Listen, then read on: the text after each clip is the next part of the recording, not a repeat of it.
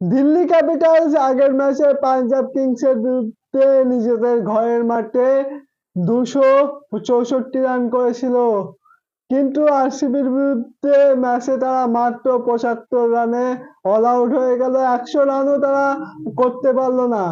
মানে যে মাঠে আমরা আগের আগের ম্যাচে হাই স্কোরিং ম্যাচ দেখেছিলাম, কিন্তু এই ম্যাচে দিল্লি ক্যাপিটালস তারা 100 রানও করতে পারলো না, মাত্র 75 রানে অল আউট হয়ে গেল। মানে একটা সময় তো মনে হচ্ছিল দিল্লি ক্যাপিটালস আরসিবির 49 রানের রেকর্ডটা হয়তো ভেঙে দিতে পারে। আর বন্ধুরা, আরসিবির কাছে সুযোগ ছিল যে নিজেদের রেকর্ডটা নিজেরাই ভাঙার খুব চেষ্টা করেছিল, কিন্তু ভুবনেশ্বর কুমার হেজেলউড কিন্তু হলো না। মানে এমন একটা সময় ছিল সেখানে 8 রানের ভিতর 6টা উইকেট পড়ে গেছিল।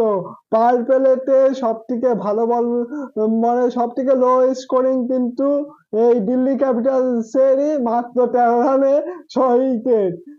তবে বন্ধুরা, দিল্লি ক্যাপিটালস মাত্র 75 রানে অল আউট হয়ে যায়। আর আরসিবি তারা খুব ভালো বল করেছে। যেভাবে বল করছিল ভুবনেশ্বর কুমার, 3 ওভারে 3টে উইকেট নিয়েছে 5 রান দিয়ে। আর হেজেলউড চারটি উইকেট তুলে নিয়েছে। দুর্দান্ত বল করেছে। আর এমন মনে হচ্ছিল যে আরসিবির 49 রানের রেকর্ডটা ভাঙবে, কিন্তু না, তারা অনেক চেষ্টা করার পরেও ভাঙতে পারলো না। তবে বন্ধুরা, দিল্লির স্কোর কার্ডটা দেখে মনে হবে একটা মোবাইল নম্বর।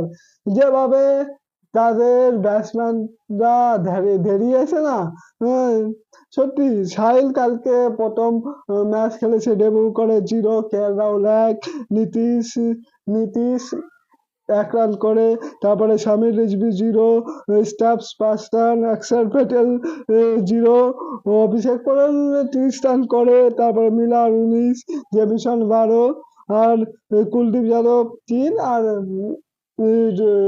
দুষ্মন্ত চামিরা 0। মানে দেখে মনে হবে যে একটা মোবাইল নম্বর। আর মাত্র 75 রান করে, আর এই রানটা আরসিবি খুব সহজেই 6 বার 3 বলের ভিতর চেস করে ফেলে। মানে 13 বার 3 বল বাকি থাকতে এই রানটা চেস করে ফেলে। আর বন্ধুরা, আরসিবি টিমটা দুর্দান্ত খেলছে এই সিজন। চ্যাম্পিয়ন্স টিমের মতোই খেলছে। আর এবারে যদি ফাইনালটা আরসিবি আর পাঞ্জাবের কিংসের মধ্যে হয় না, তাহলে অবাক হওয়ার কিছুই থাকবে না। দুটো টিমই কিন্তু দুর্দান্ত খেলছে। আর দুটো টিমই দিল্লি ক্যাপিটালসের যা অবস্থা করলো, আগের ম্যাচে পাঞ্জাব 265 রান চেস করে দিল দিল্লির সামনে, আর এই ম্যাচে দিল্লিকে 75 রানে অল আউট করে দিল আরসিবি। তো বন্ধুরা, তোমাদের আরসিবি আর দিল্লি ক্যাপিটালস এর ম্যাচটা কেমন লাগলো সেটা অবশ্যই কমেন্ট বক্সে জানিও।